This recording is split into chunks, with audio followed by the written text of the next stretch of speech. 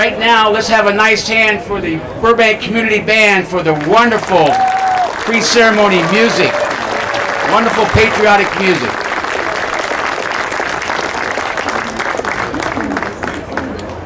And once again, we can thank God for this great weather. This is what makes Southern California the best place in the nation to live, this wonderful weather we have. And now I'd like to introduce the Burbank Community Band with our Armed Forces Medley. Please stand when your service theme song comes on. Thank you.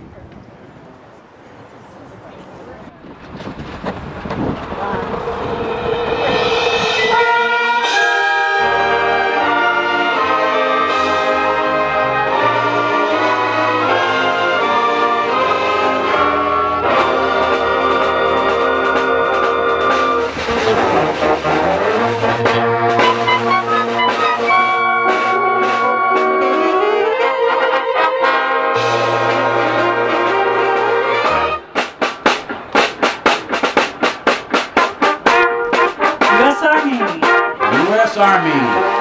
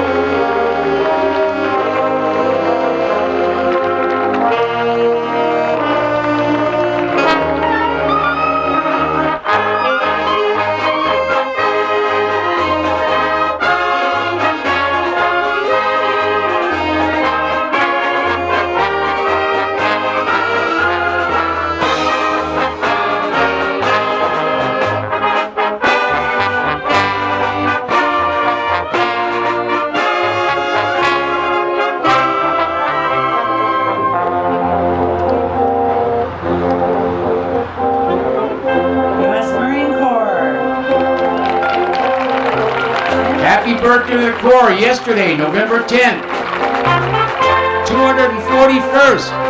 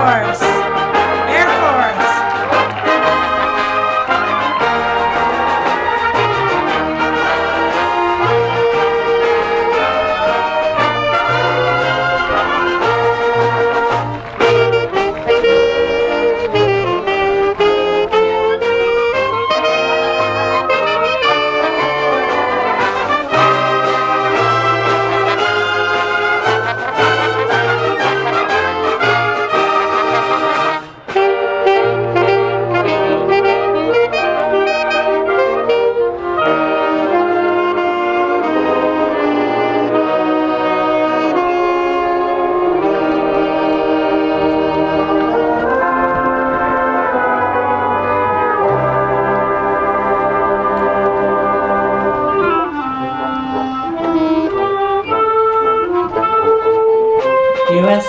Navy.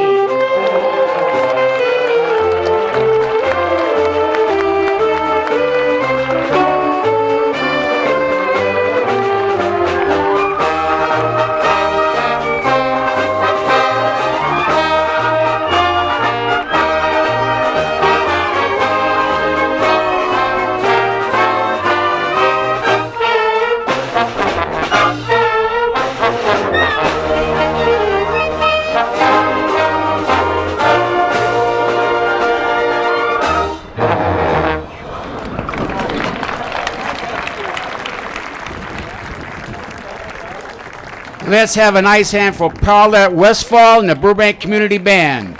Wonderful. They're a little shy about standing up.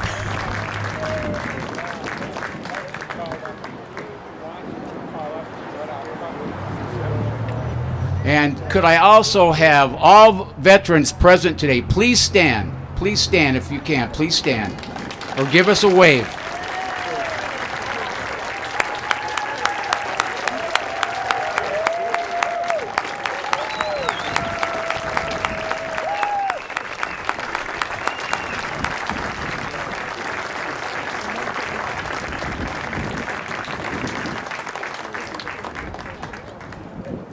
All the men and women who have served our country. May God bless you and keep you in good health and keep your family in good health. Thank you for your service. You've stepped up and done a very noble thing, and we're in your debt forever. Thank you.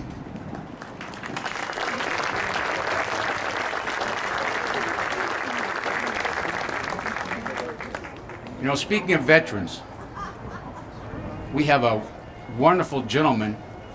I haven't met him, but I can tell he's a wonderful gentleman just by reading how he survived in World War II. I'm talking about Staff Sergeant Milo Sanchez. He's a World War II veteran. He's at the young age of 95. Milo enlisted on March 18, 1943, at age 22, with 3 of his brothers, all of whom survived the war.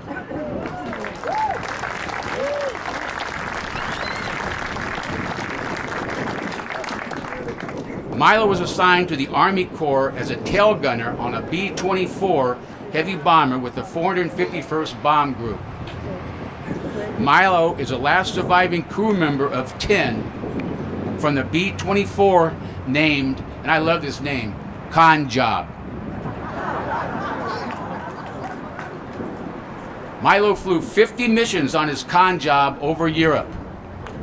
That's 25 more than initially required.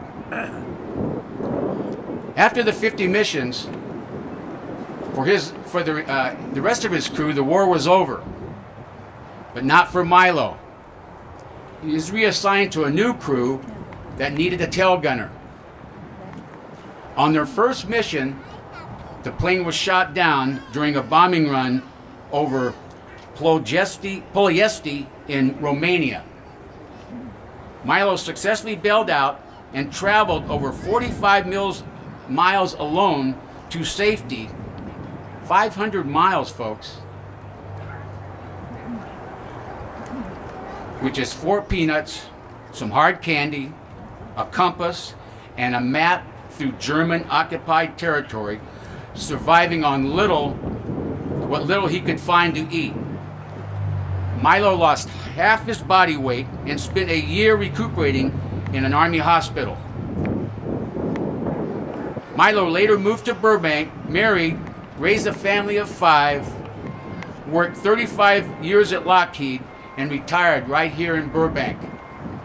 If he's not the greatest generation, I don't know what is. Milo Sanchez, please stand, sir.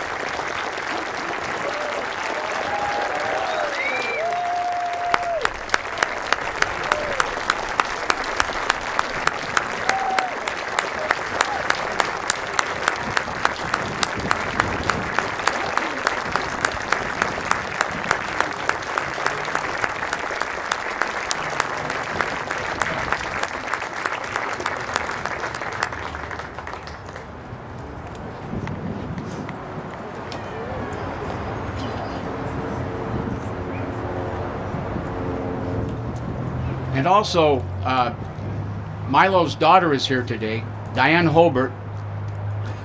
She worked for the city of Burbank, and her son is on his way to Iraq as we speak.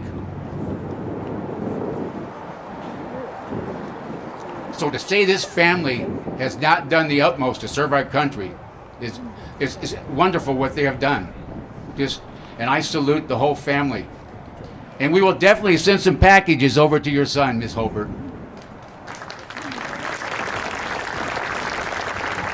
And we'll also keep him in our prayers.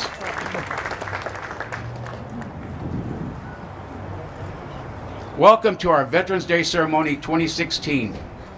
28 years ago today, we dedicate these memorials. To the day, we dedicate the Korean War and Vietnam War memorials. Like I said, it's been 28 years. It was Friday, November 11th, 1988. And as I have stated before, and I can't say enough, without two wonderful people, the late Frank and the late Roberta Bullock, they're the main reasons that we have these Korean War and Vietnam War memorials here today. Their son Brian, who lost his life during the Vietnam War. He was a naval pilot, just like his dad Frank was in World War II. Brian's body was never recovered. So this is one of the main reasons that Frank and Roberta wanted to have a memorial placed here so they could go and be with Brian, as his name is on our Vietnam War memorial. But they also wanted a memorial for the Korean War veterans. It's a shame that the Korean War is called the Forgotten War, because I sure don't forget it. I met a gentleman here today and I told him the same thing. Mr. Sheffield, longtime Burbank resident. And so, like I said, the memorials, through the Bullock's efforts and the great support of the Park and Recreation Department and the City Council and Mr. Bob Lundigan from the Park and Recreation Board, these memorials were erected on November 11th, 1988. I have some more good news as far as Brian's memory. Beverly McLeod is Brian's sister, and her husband, Carrie, sat down with Congressman Schiff and his staff, and they made it possible for Beverly to communicate and eventually start plans for full military honors and a memorial service and a headstone placed at Arlington National Cemetery for Brian.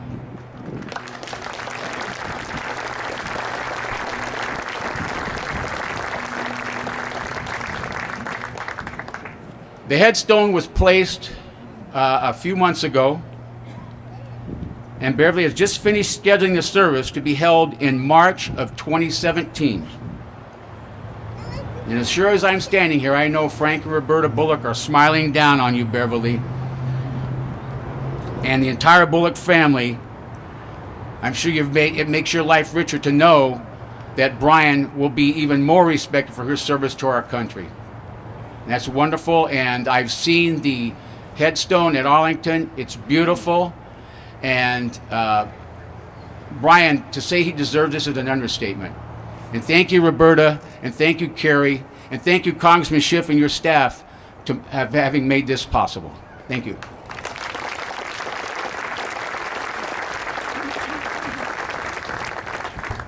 We just recently had our 6th annual Thank a Soldier packing party. About 6 years ago, Keller Williams partnered with the City of Burbank and our Hands Across the Battlefield program, and we have been packing boxes to send to our troops overseas, and to get them there before Christmas is our goal, before the holidays. And we packed over 700 boxes this past Saturday, October 22nd is when we did it, to be correct. And I want to thank Keller Williams for their passion and dedication to make this event happen every year. And I want to thank the City of Burbank for continuing to support our Hands Across the Battlefield program. We're all in this together, and by this, Keller Williams getting together with Hands Across the Battlefield, that proves that point. We're all working towards one thing, to make our men and women feel that they're not forgotten. And there's nothing like mail from home, as I'm sure these vets here today can attest to. You get mail from home, that makes your whole day. So we've mailed 200 boxes out already, so we'll make that 700 easy. And thanks to my colleagues on the Veterans Committee for assisting me with this. And on that day, we had a ton of community people participating. We had it at the Ume Credit Union on Magnolia, and it was a very busy Saturday, and we had people pulling over, going off to buy goods, and pitching in to volunteer. So it was a real community effort, and I really want to impress on the young kids that showed up, the young people, high school, junior high, elementary, Boy Scouts, Girl Scouts, we had just a gamut of people coming over. And I also want to thank Hoover High School, who packed 10 or 20 bags and brought them over there and helped pack them in boxes. So thank you, Hoover High School, led by Rena Sarsh.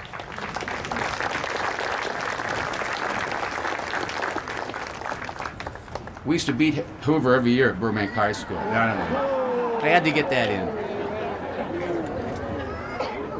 Anyway, like I said, you know, it's great to be here today.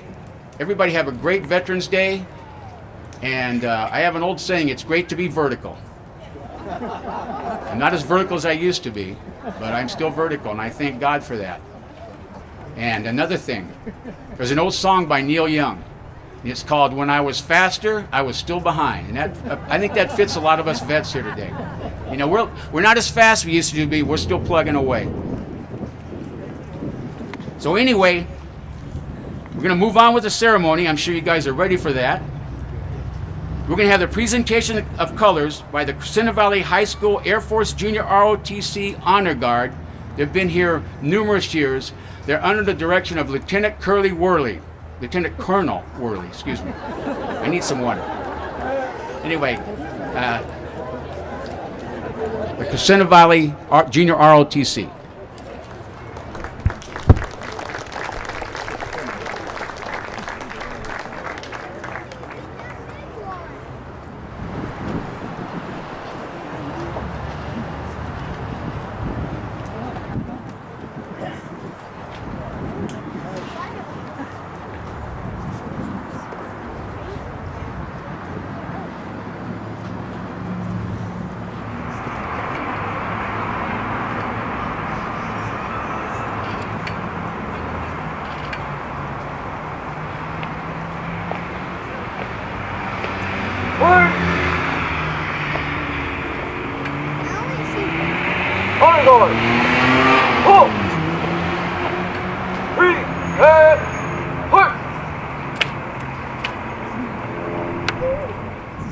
Oh, say, can you see by the dawn's early light what so proudly we hailed at the twilight's last gleaming, whose broad stripes and bright stars through the perilous fight o'er the ramparts we've watched were so gallantly streaming, and the rockets' red glare, the bombs bursting in air, gave proof through the night that our flag was still there.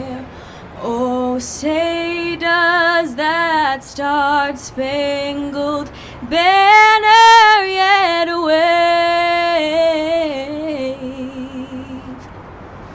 o'er the land of the free and the home of the brave?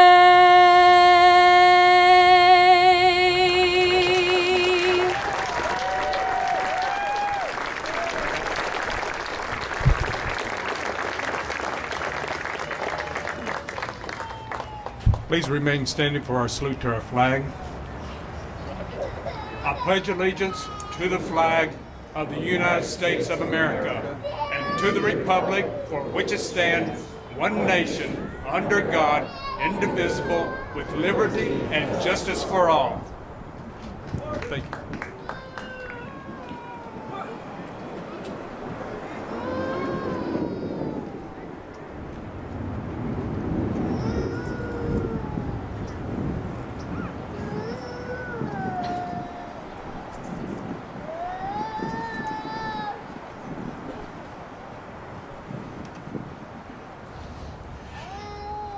"28 years ago today, I stood at this lectern and delivered the first invocation for this ceremony.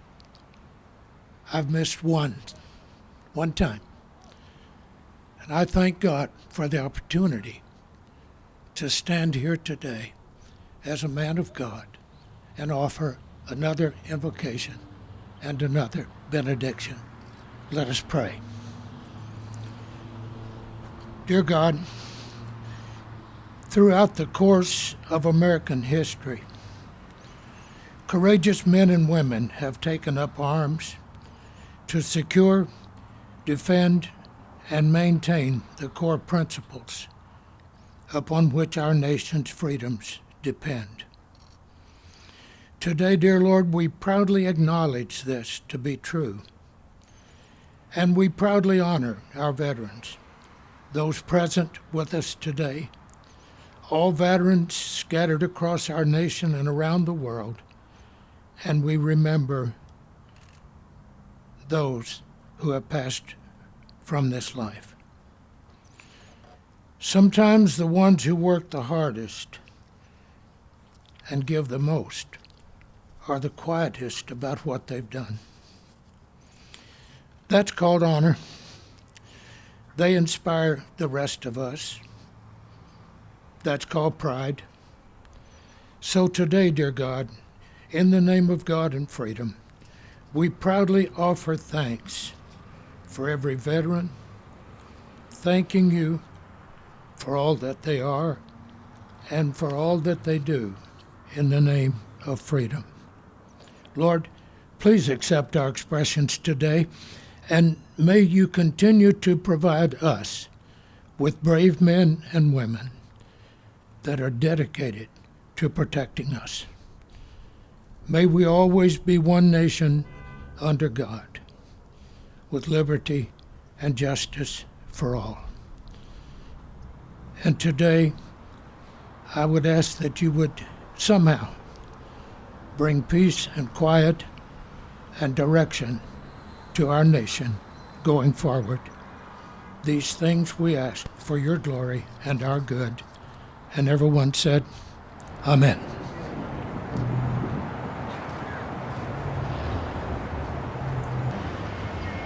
For your nice hand for Aubrianna Rohan, John Burroughs High School Powerhouse Choir, for that wonderful rendition of the national anthem. And now, which is a tradition at all our Veterans Day and Memorial Day ceremonies, this wonderful lady, a member of our committee, Miss Pat Wamsley, is going to sing God Bless America. Good morning. I just wanted to add one comment before we all sing, and that is, I'm going to try not to cry. Some years back, I can't remember, 10, 15 years or so, a young man showed up here, and he said this was the first time he felt he could speak and say that he was a Vietnam vet. And I just want to add that each one of you is special. We're all, I'm not a veteran, my brother's a Vietnam vet, but every one of us is special, all of us, period. But veterans are very special, and military. And so I just want to say, remind you that each one of you is special, and we thank you so much. And Mickey doesn't say anything about himself, but he's also a Vietnam vet, and so we need to say thank you to Mickey. He's another humble guy. Okay, so thank you, Lord. Anyway, so if y'all would sing with me, I'd really appreciate it. Let's sing loud. Let's let freedom ring across this community and around the world, okay? All right. Up. Thank you. God bless America, land that I love. Stand beside her and guide her through the night with the light from above. From the mountains to the prairies, to the oceans white with foam. God bless America, my home, sweet home. God bless America. America, my home, sweet home. Once again, God bless America, land that I love. Stand beside her and guide her through the night with the light from above. From the mountains to the prairies, to the oceans white with foam. God bless America, my home, sweet home. God bless America, my home, sweet home. Thank you, and God bless you all.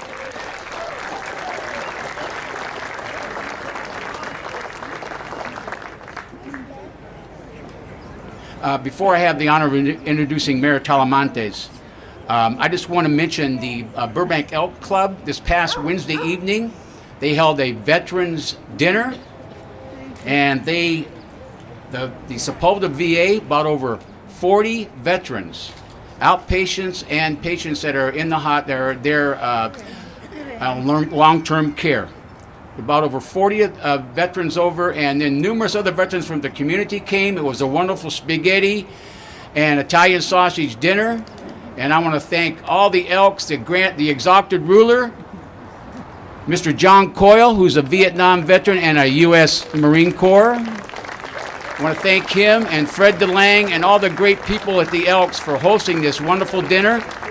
And it was highlighted, and you all know who he is, Mr. Jimmy Weldon did his Old Glory rendition, and it brought the house down like it always does. And also, a really good friend of mine, and also a Navy veteran, Mr. Sam Engel Sr., played the service themes on his glockenspiel. Thank you, Sam. Great job, buddy.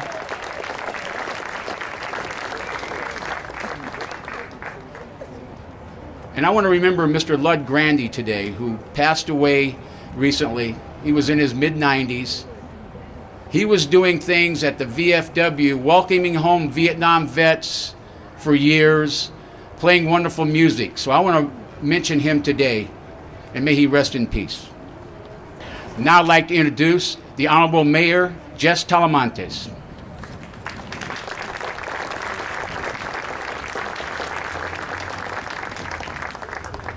Good morning, everyone. It's a great day, beautiful day in the city of Burbank, and it's a warm day as well.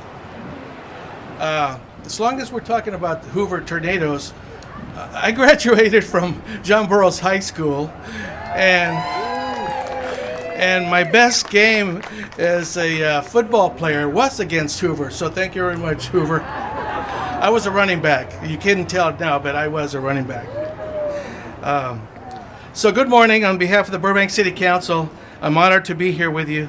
Today we come together as a community to pay tribute to the men and women who have fought so bravely and sacrificed so much to protect the peace and freedom of our great nation.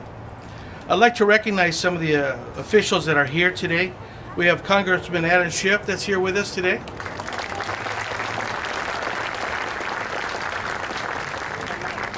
We have City Clerk Suzette Mullins. We also have my colleagues. We have Dr. David Gordon is here. And Councilmember Bob Frutos is also here.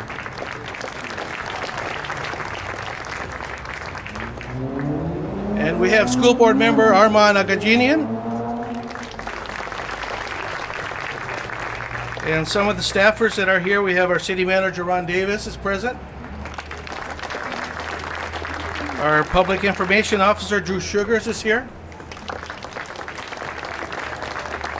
And we have a couple of members of the Park, Recreation, and Community Services Board. We have Vicky DePalo, obviously, who's the Master of Ceremonies. And also Mr. Barry Gussow is here as well. Barry, thank you for being here. Let's see, did I forget anybody? I better So now I'd like to invite Chris Welker up to the podium to speak on the Military Service Recognition Program. Welcome, Chris. Thank you. We're neighbors. I don't know if you realize, but it has been 10 years since the Military Service Recognition Program was put into effect, and the first banners were installed on 3rd Street. Many of those original banners are still hanging and displayed. Some are a little faded, some are a little dusty, but that is only evidence of each service member's enduring commitment to our community and to our country. Still, other banners are bright, shiny, and new. And this is a visible reminder to all of us that as banners come down, and that signifies a completion of service, other men and women are stepping forward to carry on. It's been said that when a young man or woman takes the oath of service to protect and defend our country, there is a family that is serving also. And that has certainly been my experience. A part of this military program that you probably don't know is that once a year, each family is contacted for a status update on their family member. Originally, this was done quickly and efficiently, but staff will tell you, because this is done through the Parks and Rec Department, that through the years, the process takes longer and longer. And the reason is because we now have a phone relationship with these families. We hear of promotions, of marriages, of children being born, awards, injuries, and of course, deployments. I can personally tell you that there is no lonelier feeling in the noise of daily living in America than when you hear your child is being deployed to a war zone. During these phone conversations, parents have shared their concerns, their sorrows, and their joys. One father I spoke to his son had recently been deployed, and as I was taking down his new APO address to give to hands across the battlefield for care packages, the father stopped and asked, "Is it possible," he's not from Burbank, but is it possible to send my son's battle buddy a care package? And the reason was, this young man received nothing from home, and he received nothing from his community. All this was passed to Mickey, and I never asked, but I wouldn't have been surprised if there was a cargo load of packages that went to this young soldier. Another father shared his joy at having his son who had been deployed home and safe. But in that same conversation, he said he had new concerns because this son's wife, also a soldier, was being deployed. And then I spoke to a mother who was frantically working with her daughter, a Marine, who was single and a mother of 2, to arrange care for those children during her daughter's deployment. It's not all about deployment. There are also lots of joys. And this past spring, I talked with a mother who wanted to meet with me. And she wanted to share an article out of a major publication about her son and his medical team that had saved a life of a child in the Middle East. The stories go on and on and on. But what I would like everyone here today is to take away what these families have told me. And what they wanted me to express to you was their genuine appreciation for the visible display and thank you that the banners represent to them. Now, in my opinion, the best part of the Military Service Recognition Program are days like today where we actually get to recognize and salute a returning hometown hero for a job well done. And it's my pleasure to ask the mayor to come back for that presentation. Thank you. Thank you, Chris. We have now come to a very special part of our program, not only for today's ceremony, but for our entire Burbank community. Today, we are proud to acknowledge a member of the Burbank Military Service Recognition Program who selflessly and bravely defended our country and has now returned home and is no longer on active duty. Katie Kokrak is a graduate of John Burroughs High School, class of 2006. Indian.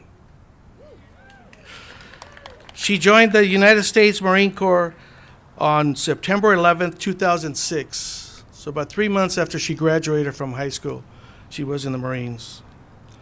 During her 10-year career as a U.S. Marine, Katie was assigned to both Camp Pendleton and Quantico, Virginia, where she served as a unit training coordinator, a commander's driver, and taught specialized suicide prevention classes. From 2010 to 2011, Katie served in Manama, Bahrain, where she was assigned as part of the first phase in creating the new command center on NSA Bahrain. Unfortunately, Katie was unable to be here with us today. On her behalf, I would like to invite her mother to please join me at the podium, Ms. Tenley Bates.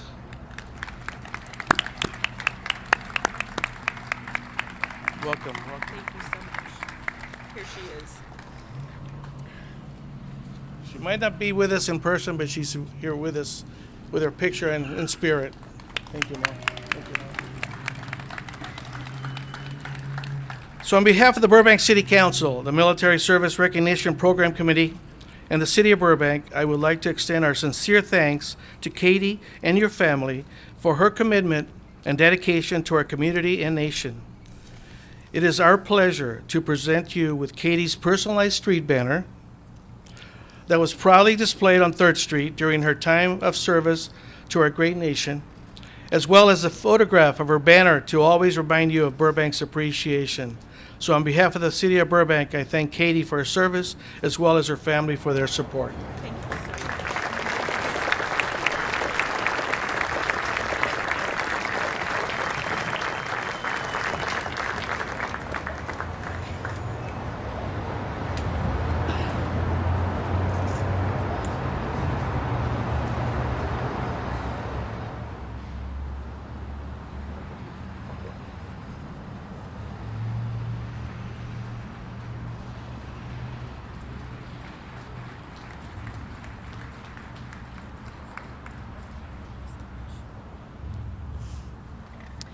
I would like to say thank you so much to the City of Burbank and all of the residents. When my daughter Katie and her brother Bobby went to John Burroughs High School, and she wasn't really sure what she was doing after high school and decided to go into the Marine Corps and wanted to know how I felt about that. And I asked her if I could just take a few minutes and, think about it for a minute, because it was a little overwhelming. She's an awesome person. She has done extremely well in the Marine Corps. She is out now. She has separated as of October 14th. She was a sergeant with 10 years, 1 month, and about 9 days in the Marine Corps. So thank you so much. This recognition program I initiated a long time ago, right when she first went into the Corps. And it's just been such a pleasure driving by and seeing her name there, and all of the other names that people that she knew and others after her. Thank you so much. I really appreciate it. Thank you. Thank you so much. Tell her thank you from us. I will, absolutely. Thank you.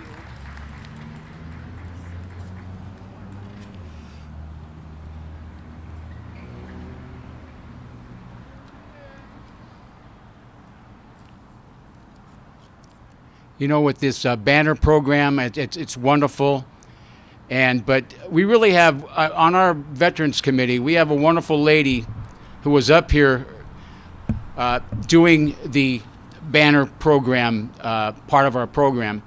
And she had visited, I believe, the community of Monrovia and saw just several years ago that they had banners with residents who were serving our country with their names on banners. And that lady is Miss Chris Welker, and she's the one that really approached the city and got this program started. Thank you, Chris. And now I'd like to introduce Miss Brighton Thomas of the John Burroughs High School Powerhouse Choir to sing America the Beautiful.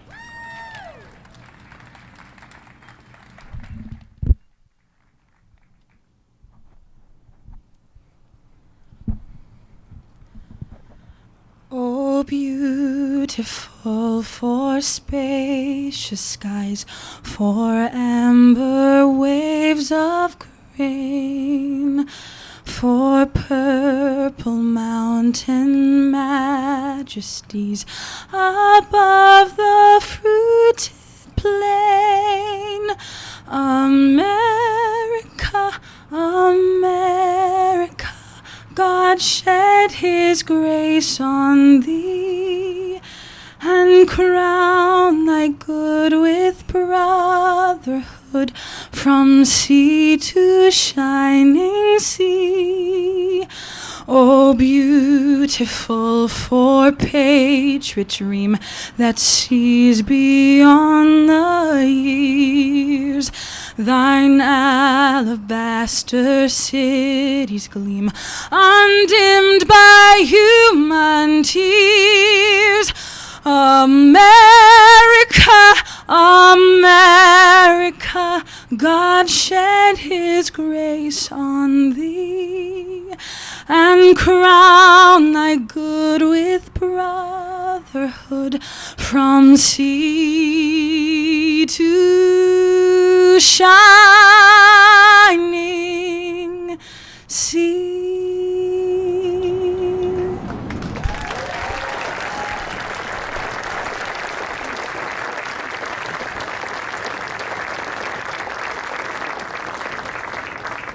Good afternoon. My name is Greg Alimo. I'm a member of the Burbank Veterans Committee.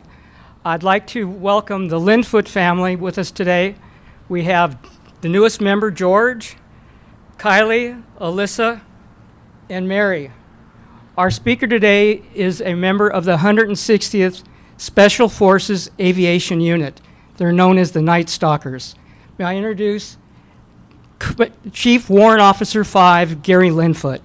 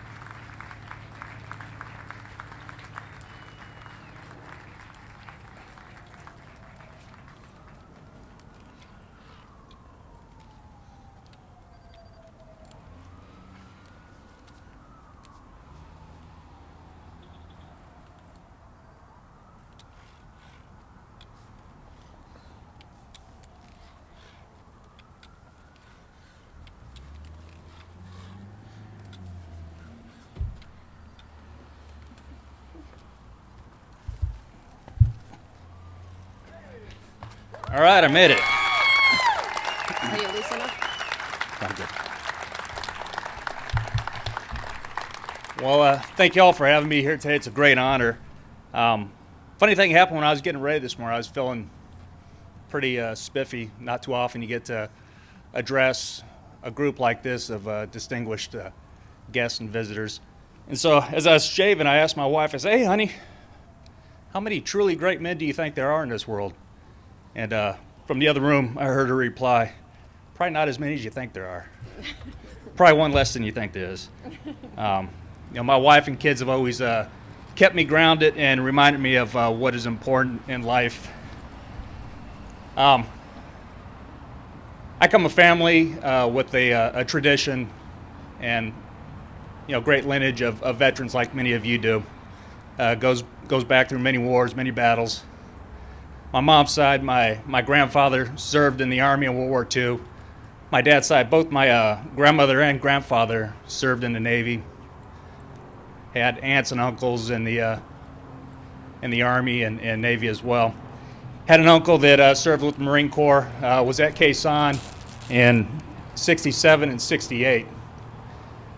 And so veterans have always been my personal heroes and people that I always looked up to.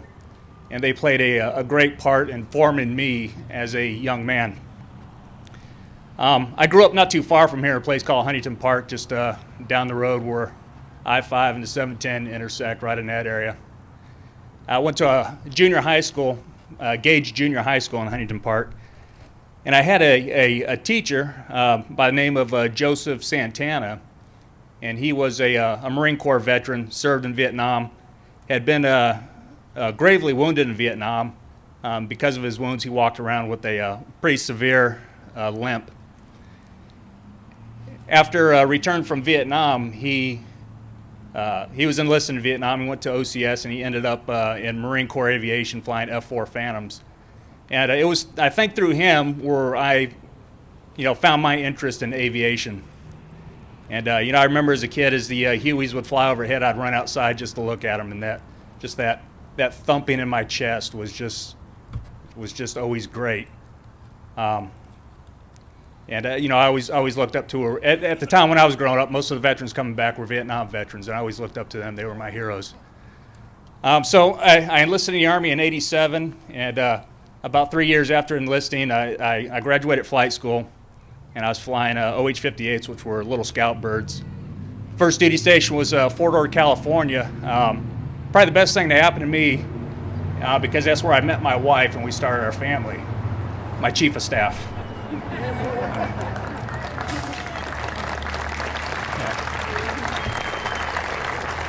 And from there we went to Fort Bragg, North Carolina, where I served with the 82nd for about 5 years. And then I found myself assessing for and was accepted to the 160th Special Operations Aviation Regiment in '97, where I was flying AH-6 little birds, little attack helicopters used in special operations. And my service there in special operations, for me, it was an honor. It was definitely an adrenaline rush. There was always something going on. I had the opportunity to serve with some of the best warriors on the face of the planet. Shortly after 9/11, I found myself, like many, I found myself in Afghanistan on a short tour. But for me, most of my action came in Iraq. I was there when we first crossed the berm, and on 31 May 2008, I found myself on my 20th rotation over there, and our rotations were always anywhere from 30 to 90 days. They were pretty intense, and we'd rotate back home, reset, and then come right back. We'd find ourselves over there 4 or 5 times a year. So on 31 May, on my 20th rotation, was doing a mission that I'd done, I don't know, probably literally hundreds of times, if not thousands of times. Flying out to the objective to provide close air support. The aircraft, or the helicopter I was flying in, suffered a catastrophic mechanical failure. We lost our drive shaft, losing all power to the main rotor system, auto-rotated, crashed. And immediately upon impact, I was paralyzed. And so my life and the lives of my family changed dramatically in that instant. Rotated back home, went through intense rehab for about 3 months. And then really the next 2 years was a time of adjustment and figuring out exactly what the injury was. And when I retired in 2010, I think I really found myself in a bad spot. I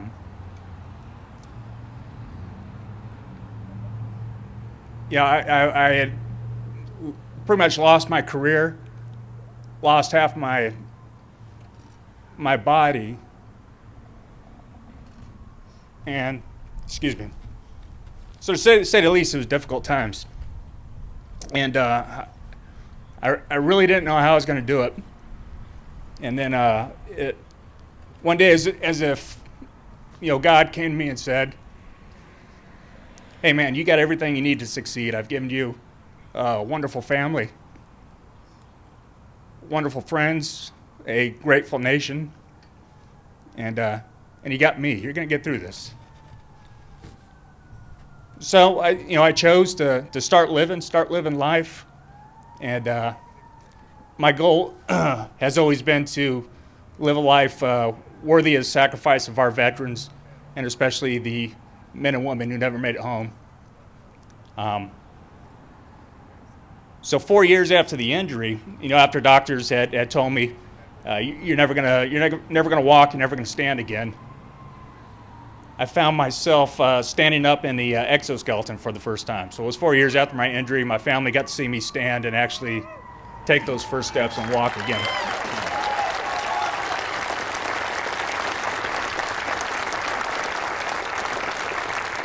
1 year later, through a grant from the Infinite Hero organization, they provided a $100,000 grant to purchase this exoskeleton that I'm standing in now.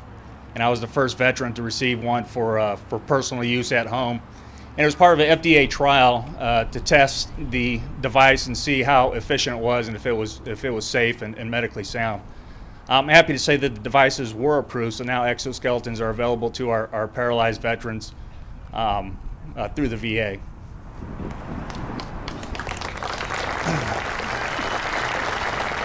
I was just catching my breath. I didn't expect an applause or anything, but thank you. Thank you. From the bottom of my heart, thank you. So, and a funny thing, at the presentation of the exoskeleton at an event called Skyball in Dallas, Texas, put on by American Airlines and their Veterans Initiative program and the Fort Worth Air Power Foundation, Miss Lori Baker, who is the director of Infinite Hero, she kind of let slip, before anything had really happened, she said, and now he's going to get to walk his daughter, who has just been engaged, get to walk her down the aisle. And the crowd loved it. They ate it up. I was like, perfect. I said, only problem is she's not engaged. So George, you didn't know it at that time, but your fate was set, my friend. There was no getting out of it.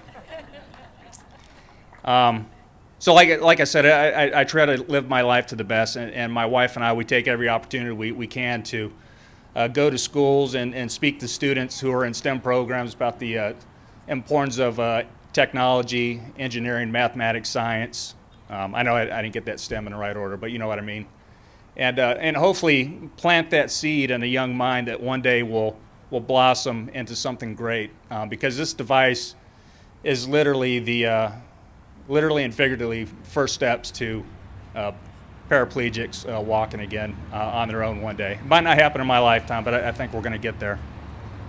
So just a couple weeks ago, I actually got to walk my daughter, Alyssa, down the aisle and present her to George, who is now her husband and the newest member of our family. And George, you know there's only one way out, right? You're stuck. Okay.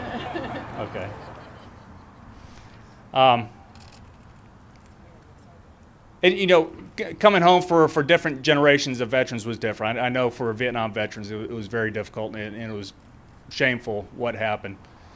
And it was that group of veterans that made sure when this generation came home that we came home to celebration and open arms. And for that, I am truly grateful.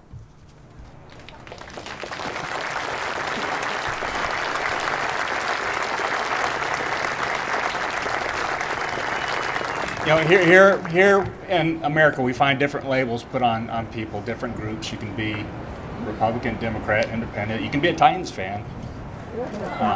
But the title that I am most proud to have on me is that of a veteran. Thank you. God bless all of you, and may God continue to bless this great nation. Thank you.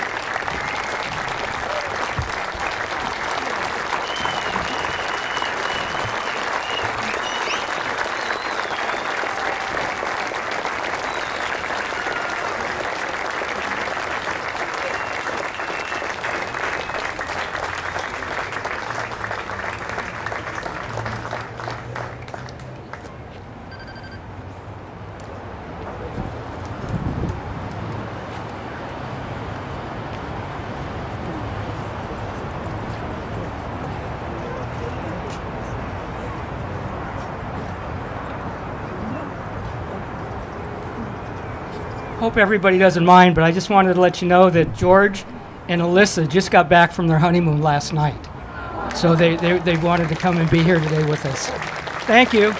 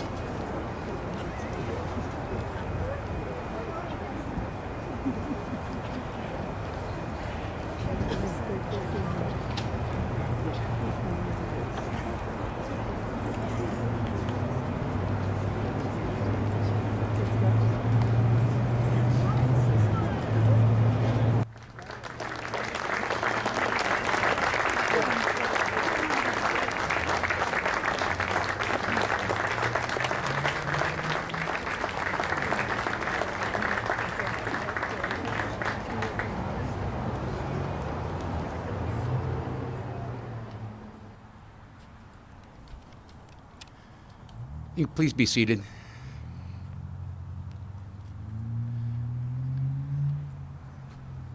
This is a special moment that I think we'll all remember today. Thank you, Chief War Officer Linfoot. Thank you for being here, and God bless you. And now, once again, I'd like to introduce Lieutenant Colonel Worley, United States Air Force retired, along with the Crescenta Valley High School Air Force Junior ROTC, for the flag folding ceremony.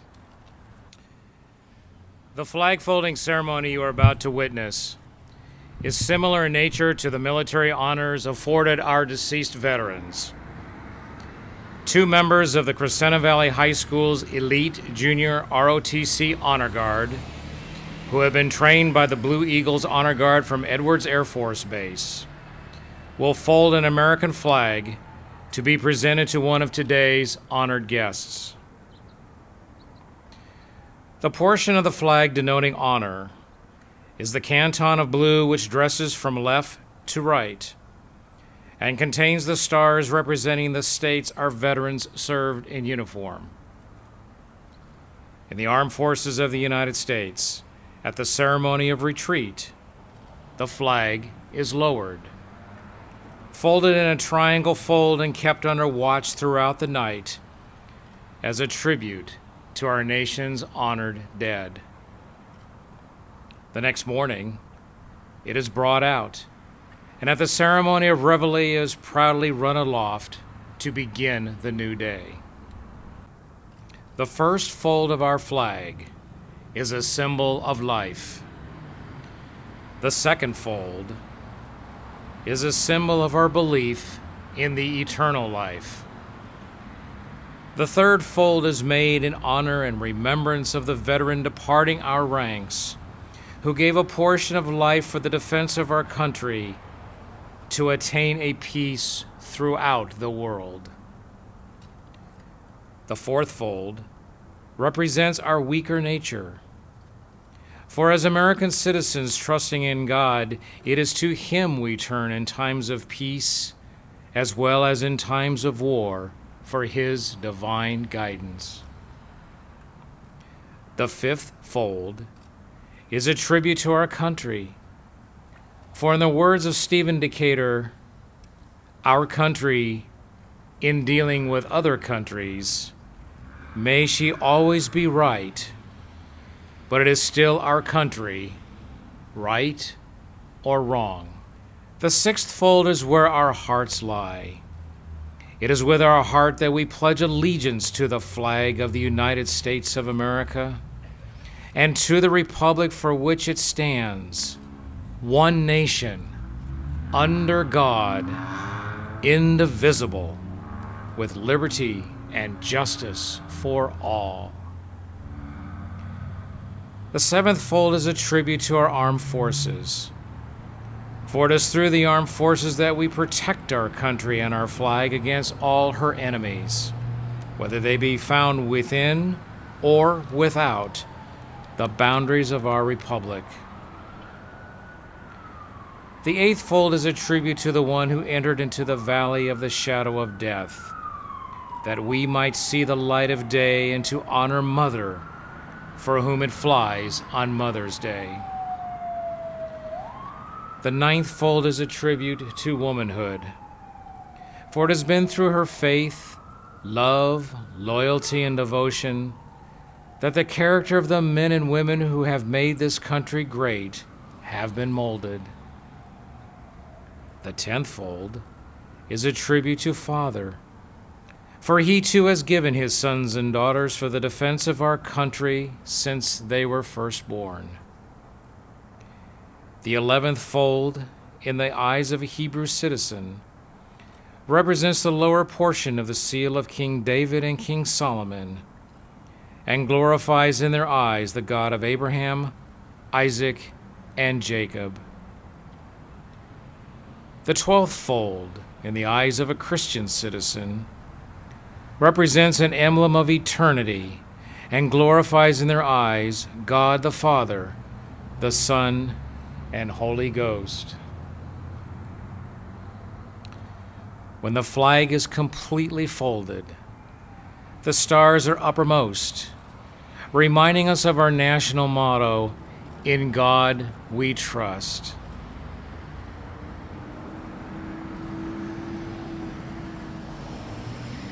After the flag is completely folded and tucked in, it takes on the appearance of a cocked hat, ever reminding us of the soldiers who served under General George Washington and the sailors and Marines who served under Captain John Paul Jones, who were followed by their comrades and shipmates in the armed forces of the United States, preserving us the rights, privileges, and freedoms we enjoy today. Ladies and gentlemen, today's flag was flown over the United States Capitol at the request of the Honorable Adam Schiff, Member of Congress, on October 11, 2016. The folded flag is being presented to Chief Warrant Officer Gary Linfoot, United States Army, in appreciation for his exemplary service and unwavering patriotism.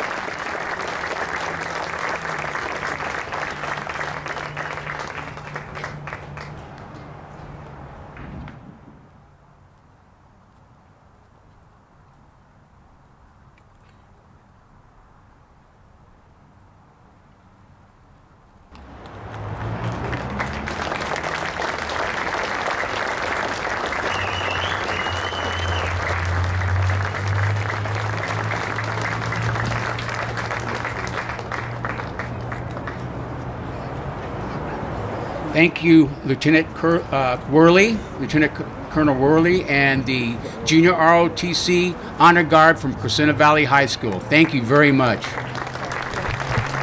We're always a real special part of our ceremonies. A couple of announcements very quickly. The Office of Congressman Adam B. Schiff, along with Veterans Affairs representatives, will provide information on constituent services and assist you in filing a new claim for compensation, pension, aid, and attendance. Their goal is to ensure that you receive the benefits for which you are entitled. And that's going to take place on Friday, November 18th, 1 week from today, at 1 p.m. Please RSVP at 818-238-5353. And also, a lot of our veterans are with us today, obviously, and I want to introduce one group, the Golden State Glendale chapter of the Holly Owners Group. And can I have all the veterans who are in that group please stand?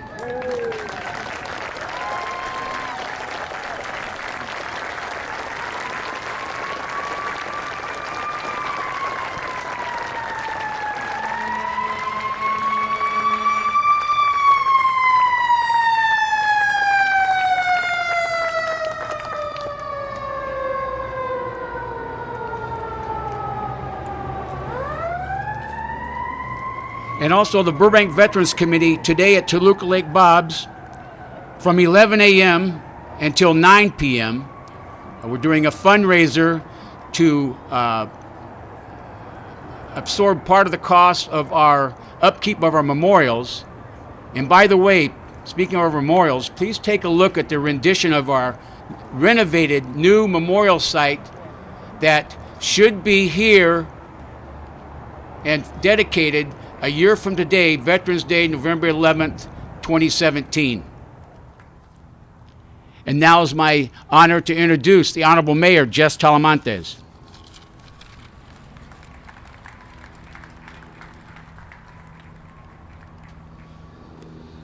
Well, now that we've heard a couple of PSAs, public service announcements, we'll see everybody at Bob's Big Boy for the fundraising. I mean, it's one of the ways that the Veterans Committee stays organized and was able to do these kind of functions is by raising money. Obviously, and once again, thank you to all the members of the Veterans Committee. So on behalf of the Burbank City Council, I'd like to thank you for attending today's ceremony.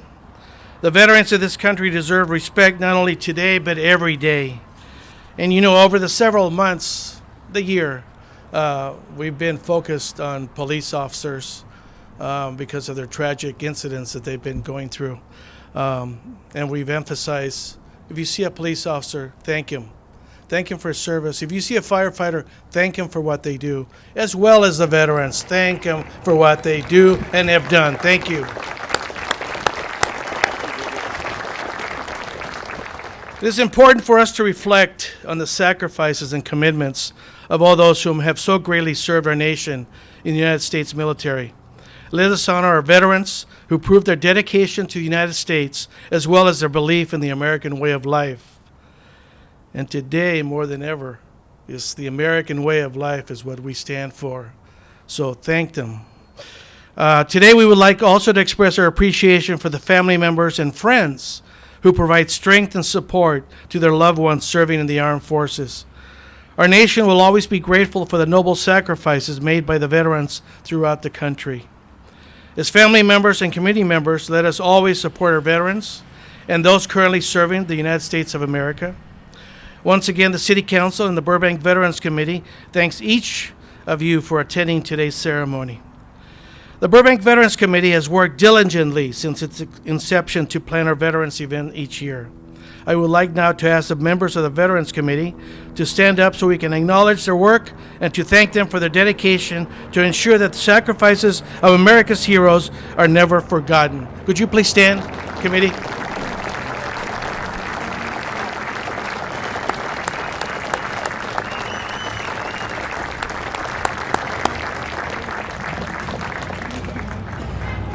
Thank you to the committee for all the work that you put into the services year-round. At this time, I'd like to invite Congressman Adam Schiff to say a few words. Congressman?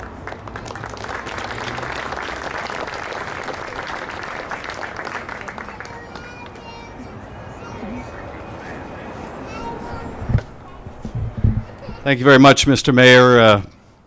Ladies and gentlemen, it's such an honor again to join you and to join our veterans in thanks for their tremendous service to the country. And I just want to say to Chief Warrant Officer Linfoot how inspired we are by your words and how grateful we are for your service. Those 20 yards that you walked from your seat to the podium were more powerful testimony of what courage and patriotism and love of country mean than anything any of us could say.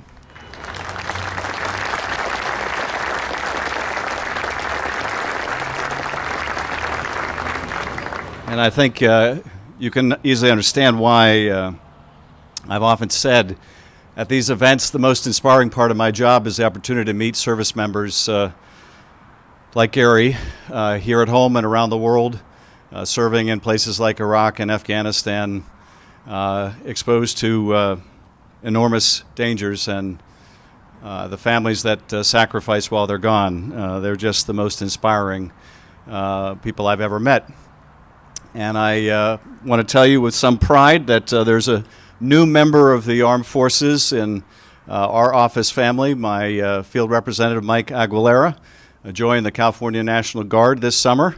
And he is now Specialist Michael Aguilera, and we're very proud of him. And while I'm on the subject of the California National Guard, I just want to assure you that as soon as I go back to D.C. next week, I'm going to do everything I can to make sure the Pentagon backs off any effort to go after guardsmen who accepted bonuses they had every right to expect.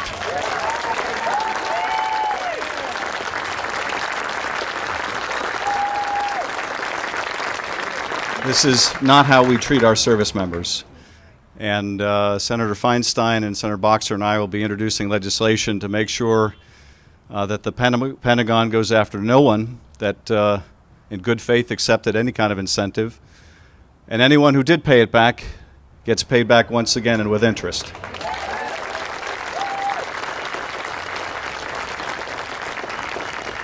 And, you know, as far as anyone who's been affected by this, I want to just express my profound apologies. You deserved much better.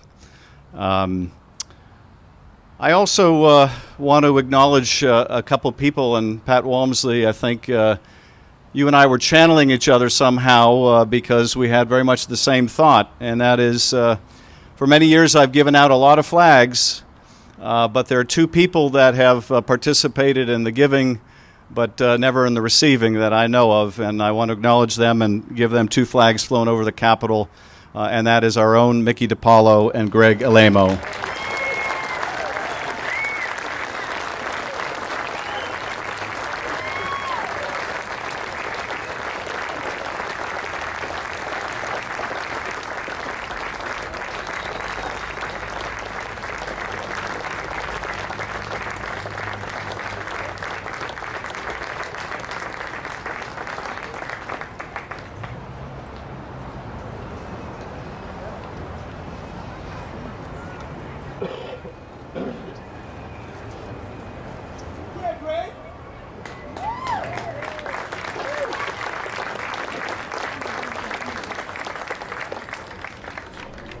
Mickey and Greg said that this was a surprise, and it was if I had told them they wouldn't let me do it. Well, I once again want to thank all the veterans that are present and all those that have served around the country. But I also wanted to comment on the events of the week at some peril because they have been such a raw nerve, I think, for so many Americans. But it seemed like we had 3 categories of people in the country: those that would be despondent if Secretary Clinton won, those who would be despondent if Donald Trump won, and those who were despondent that they had to choose between the 2. But the election is over, and I want to say this about the results, and that is I'm ecstatic that the Oakland Raiders beat the Denver Broncos. But on a more serious note, I think the election revealed what a profound divide we have in the country and how much we're in need of coming together and how much we're in need of healing. And I was having this conversation with my father, and my father, as I know I've talked about in the past, left high school early to join the service at the end of World War II. And I was talking about how no matter who would win, it was going to be hard for a lot of people to reconcile themselves to the result. We would all accept it here because that's what we do. We're a democracy and we accept the results of our elections, but would we accept it here? How would we reconcile ourselves with leadership that we didn't choose when we went to vote individually? And he said to me, well, you know what we used to say in the Army? And I had no idea what they used to say in the Army. Anybody guess what he had to tell me? Well, it was a mystery to me too. But what he said was, in the Army we used to say, you don't salute the man, you salute the uniform. And I thought about that, and you know, I think what that meant in the civilian context is you respect the office. You respect the office of the presidency, no matter who occupies it. And you want that office to be successful. You want our president to be successful, whether it's the president you vote for or it isn't. Because it's hard to be successful as a country if our president is not successful. And so we owe it, I think, to those who have served this country in uniform, those who have fought and those who have sacrificed for this country. We owe it to them to do everything we can to come together again as a country, to work on perfecting our union and ensuring that this country, which I continue to believe is the indispensable country in the world, goes on to a another century and millennium of leadership around the globe, as well as leadership here at home. So we have our work cut out for us, but we will rise to the occasion, and we will rise to the occasion inspired by people like Officer Linfoot. So thank you very much for inviting me once again. Thank you for a beautiful ceremony, and hats off once again to Burbank that does such a magnificent job of honoring our veterans. Thank you, and God bless.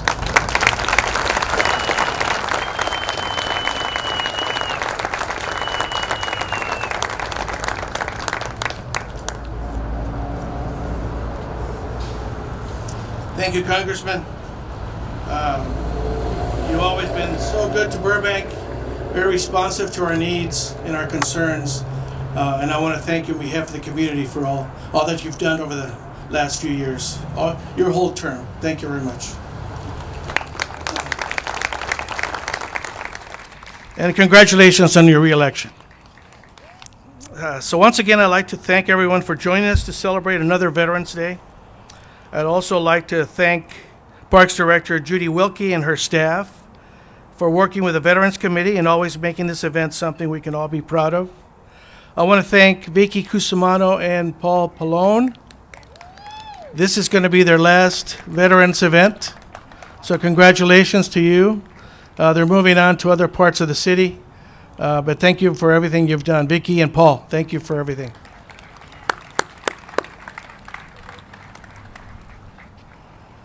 So thank you very much for coming out. I know it's a warm day, but it's a beautiful day. Enjoy the rest of the weekend, and thank you very much. Mickey?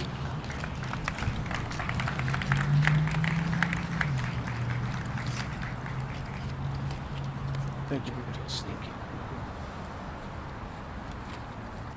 And now for the benediction, Dr. Jerry A. Jones, to be followed by Amazing Grace by Ann Jeanette McFarland. Ann Jeanette has been here, I think, every year for 28 years, along with us to do Amazing Grace. And thank you, Ann Jeanette. And also Taps by the Burbank Community Band.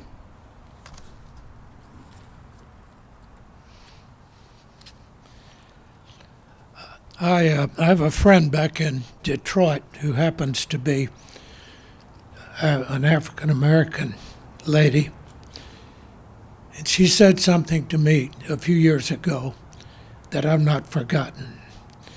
She said, "Pastor, in the black community, us sisters have a saying." She said, "We pull up our big girl panties and we suck it up and we take one for the team." That's kind of where we are today, I believe, in our country. Let's pull up our big boy, big girl britches, let's suck it up, let's take one for the team, and let's go forward.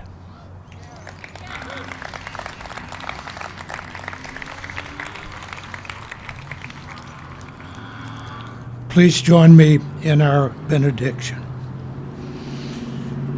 Dear God, in the words of Solomon, the great king of Israel, the whole duty of man is to fear God and keep his commandments. As we end another Veterans Day ceremony, may we take this moment to remember that you are the creator of all things, the giver of life, the sustainer of life, and that we, your creatures, have been assigned the duty of defending our freedoms and privileges. May we not forget that this is our Father's world, and may we not forget that we are its guardians. Protect our veterans around the world. Be with those languishing in hospitals, and grant them your healing virtue, I pray. For those suffering the mental ravages of combat, may they be given peace of mind that they so rightly deserve. This I pray in your name. And we all said, Amen.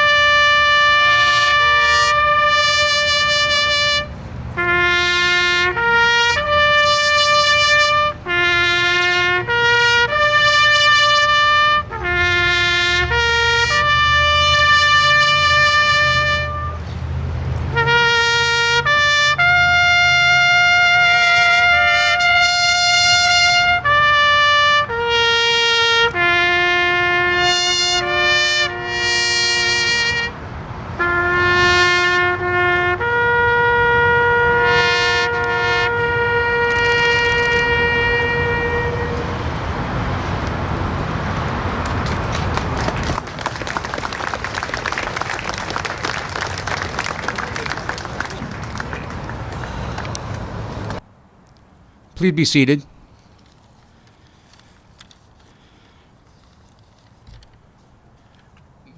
Before my closing comments, I neglected to ask, are there any active duty service members here today?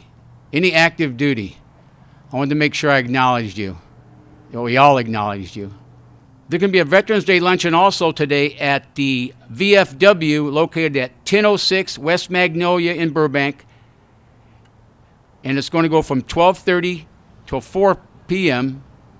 And everybody is welcome for food and fellowship, hamburgers and hot dogs. There's a big swing band every Monday night, 7 to 9 p.m. Pancake breakfast is going to be on December 4th. It's $8 and all are welcome, 8:30 a.m. to 12:30 p.m. Thanks to the commander there, Juan Guillen, who's a Marine Corps veteran, for giving me this info. And also there's a retired veteran out there today. He's doing a tribute to veterans. It's beautifully displayed in front of his home at 1811 North Fairview Street in Burbank until this coming Sunday.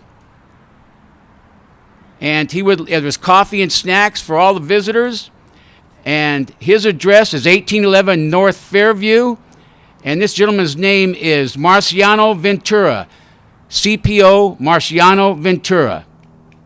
And if he's going to be here later, if there's any questions, he'll be standing up here. And I believe there's some flyers up at the table. Thank you all for being here today. I think this is one of the most memorable Veterans Days we've ever had. And thanks again to Chief Warrant Officer Linfoot for being here and giving his what I call a testimony of heart and soul and courage. Thank you, Chief Warrant Officer Linfoot.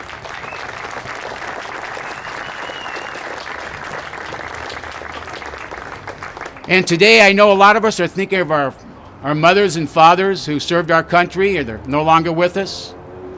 And I know it's a special day for me because my father and I used to always call each other because Veterans Day was our day. We shared that, and we were proud of it. My grandfather, Josephine Gordon, my mother's father, served in World War I, combat wounded. My dad's father, Thomas G. DePalo, served in World War I, 4 years after he immigrated from Italy. He loved his country. He wanted to serve his country.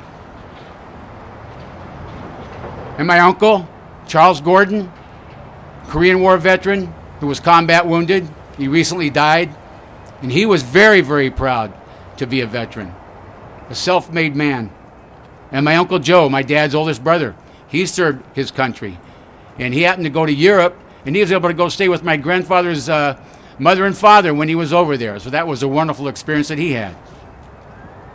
So I wanted to share that with you, and I'm sure a lot of you are doing the same thing I am, is thinking of your mothers and fathers and sisters and brothers who are no longer with us, but you always keep them in your heart and remember them on this very special day and also on Memorial Day. Thank you all for coming. Please come into these memorial sites as often as you can and see what the real cost of freedom is. And be proud, all you veterans out there, be proud of what you've done. Thank you all. God bless you. Please pray for peace.